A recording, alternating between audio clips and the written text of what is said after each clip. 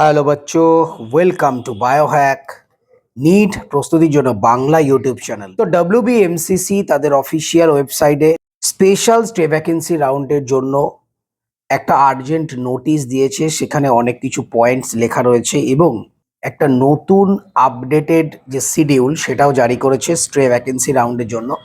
তো তোমরা নোটিশ দুটো যদি দেখো, প্রথমেই তোমরা দেখতে পাবে যে এর আগের নোটিশে যেটা বলা হয়েছিল শুধুমাত্র বিডিএস এর জন্য, আমি তখন তোমাদের বলেছিলাম বিডিএস নয়, এমবিবিএস সিটও ফাঁকা রয়েছে। এই নতুন যে নোটিশ এবং আপডেটেড শিডিউল, এবার এমবিবিএস বিডিএস একসাথেই কাউন্সিলিং মানে স্পেশাল স্টে ভ্যাকেন্সি রাউন্ড আমাদের ওয়েস্ট বেঙ্গলের জন্য হবে। প্রথমেই যদি আমরা যে নোটিশটা দিয়েছে সেই নোটিশটাই দেখি, কিছু শকিং জিনিসপত্র লেখা রয়েছে যেটা অল ইন্ডিয়ার ক্ষেত্রে যে নোটিশ দিয়েছিল সেখানে কিন্তু ছিল না।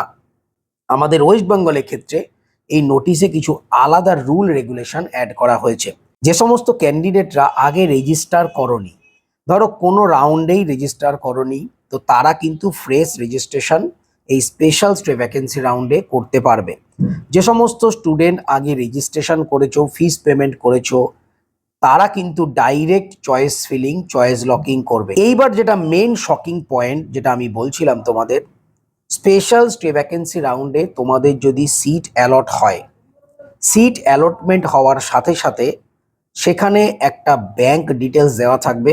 তো সেই ব্যাংক ডিটেলসে সেমি গভর্নমেন্ট কলেজের ক্ষেত্রে 50,000 টাকা এবং প্রাইভেট ম্যানেজমেন্টের ক্ষেত্রে 5 লক্ষ টাকা প্রথমেই পেমেন্ট করতে হবে।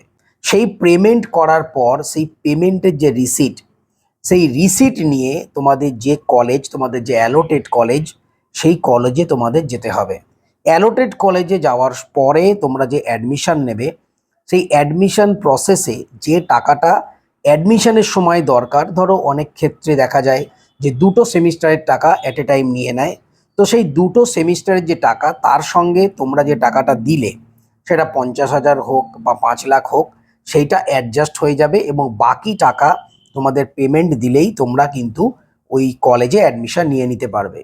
ইন কেস যদি এমন হয়, তোমরা ধরো প্রথমে 50,000 টাকা বা 5 লাখ টাকা জমা দিয়েছো, কিন্তু যখন তোমরা অ্যাডমিশন নিতে গেলে সেই অ্যাডমিশনের সেই কলেজের যা ফিস, মানে ওই টাকাটা বাদ দিয়ে বাকি যে ফিস, এই টাকাটা তো যদি তোমরা তখনই জমা দিতে না পারো, তাহলে কিন্তু তোমাদের যে টাকাটা তোমরা জমা দিলে 50,000 বা 5 লাখ, এটা ফরফিট হয়ে যাবে এবং তোমাদের সিটটা কিন্তু ক্যান্সেলড হয়ে আবার ভ্যাকেন্ট হয়ে যাবে। তো এর আগের বছর আমরা দেখেছিলাম যে এমসিসির ক্ষেত্রে এরকম একটা নোটিশ এসেছিল যে গভর্নমেন্টের ক্ষেত্রে 50,000 এবং প্রাইভেট ম্যানেজমেন্টের ক্ষেত্রে 2 লাখ। তো আমাদের ওয়েস্ট বেঙ্গলের ক্ষেত্রে কিন্তু এই 25 সালে এটাই আমরা দেখতে পাচ্ছি যে কিছু টাকা তোমাদের সিট অ্যালট হলেই নিয়ে নেবে, তারপর তোমরা অ্যাডমিশন যখন নেবে বাকি টাকাটা তোমাদের অ্যাডমিশনের সময় দিতে হবে। যদি না দিতে পারো, তো যে টাকাটা তোমরা দিলে সেই টাকাটা কিন্তু ফরফিট হয়ে যাবে। সুতরাং তোমরা যে college choice filling, choice locking করবে, সেই কলেজ যদি তোমরা পাও, সেই কলেজে পেলে সেখানকার ফি স্ট্রাকচার কত বা টোটাল টাকা পয়সা তোমাদের রেডি করার পরেই কিন্তু তোমাদের এই স্পেশাল স্টে ভ্যাকেন্সি রাউন্ডে পার্টিসিপেট উচিত। না হলে ইনকেস যদি কোনো রকম টাকা পয়সার প্রবলেম হয়, তোমরা যদি অ্যাডমিশনের সময় বাকি টাকাটা পেমেন্ট করতে না পারো, তাহলে এই টাকাটা কিন্তু ফরফিট হয়ে যাবে। এটা কিন্তু খুব গুরুত্বপূর্ণ, এটা কিন্তু তোমরা প্রত্যেকে মাথায় রাখবে। এবং আরো একটা পয়েন্ট যেটা লেখা রয়েছে যে রিপোর্ট না করলে সিট ক্যান্সেল হয়ে যাবে এবং সেটা নন রিপোর্টেড এই জায়গায় চলে যাবে। এছাড়াও অল ইন্ডিয়ার ক্ষেত্রে কেউ যদি কোনো সিট পাও বা কারো যদি কোনো সিট অ্যালট হয়, তোমরা তখনই সাথে সাথে ওয়েস্ট বেঙ্গলের ক্ষেত্রে কিন্তু আর স্পেশাল স্টে ভ্যাকেন্সি রাউন্ডে কাউন্সেলিংয়ে পার্টিসিপেট করতে পারবে না। অথবা তোমাদের যদি কোনো সিট অ্যালট হয় স্পেশাল স্টে ভ্যাকেন্সি রাউন্ডে ওয়েস্ট বেঙ্গলেও, তোমরা যদি সেটা না নাও, তাহলে কিন্তু তোমরা কাউন্সেলিং প্রসেস থেকে পুরোপুরি বিদায়। তাহলে একটা জিনিস বুঝতে পারছো যে বাকি রাউন্ডের মতন কিন্তু স্পেশাল স্টে ভ্যাকেন্সি রাউন্ড নয়। এখানে পার্টিসিপেট করার আগে তোমাদের মানসিকভাবে প্রিপেয়ার্ড থাকতে হবে, যে কলেজ পাবো সেই কলেজটা আমি নেবই। সেই কলেজের জন্য যা ফিস, সব কিছু বন্দোবস্ত করে, সব কিছু ম্যানেজমেন্ট করে তারপর তোমাদের কিন্তু এই চয়েস ফিলিং, চয়েস লকিং করতে হবে। আদারওয়াইজ তোমাদের একটা বিরাট পরিমাণে টাকা তোমাদের কিন্তু অপচয় হবে। এই ব্যাপারটা তোমরা প্রত্যেকে মাথায় রাখবে। তো চলো এবার আমাদের ওয়েস্ট বেঙ্গলের ক্ষেত্রে স্পেশাল স্টে ভ্যাকেন্সি রাউন্ডের যে আপডেটেড এবং নতুন যে শিডিউল সেটা নিয়ে আলোচনা করা যাক। রেজিস্ট্রেশন মানে ফ্রেশ রেজিস্ট্রেশন, যারা আগে করনি তাদের জন্য ফ্রেশ রেজিস্ট্রেশন এবং ফিস পেমেন্ট 19 থেকে 21শে ডিসেম্বর পর্যন্ত চলবে। এরপরে চলবে ভেরিফিকেশন। তোমরা জানো যখনই তোমাদের ফিস পেমেন্ট করা হয়ে যায় সেখানে একটা টাইম স্লট এবং একটা কলেজের নাম দেয়া থাকে। সেই কলেজে তোমাদের নিজেদের গিয়ে অরিজিনাল ডকুমেন্টস নিয়ে তোমাদের ভেরিফিকেশন করতে হবে। তার ডেট রয়েছে 20 থেকে 22শে ডিসেম্বর। ভেরিফিকেশনের পর ভেরিফাইড ক্যান্ডিডেট লিস্ট এবং একটা সিট ম্যাট্রিক্স তোমাদের দেবে 22শে ডিসেম্বর। ভেরিফাইড ক্যান্ডিডেট লিস্ট এবং সিট ম্যাট্রিক্স বেরোনোর পরে চয়েস ফিলিং, চয়েস লকিং সেটা চলবে 22 এবং 23শে ডিসেম্বর পর্যন্ত। এরপর আসবে রেজাল্ট, মানে কার কোন কলেজে পড়লো, অ্যালটমেন্ট হলো, তার রেজাল্ট আসবে 26 তারিখ। 26 তারিখে রেজাল্ট আসার পর তোমাদের কলেজে রিপোর্ট করতে হবে। যে কলেজে তোমরা পেলে, তোমাদের যে অ্যালোটেড কলেজ, সেখানে রিপোর্ট করতে হবে।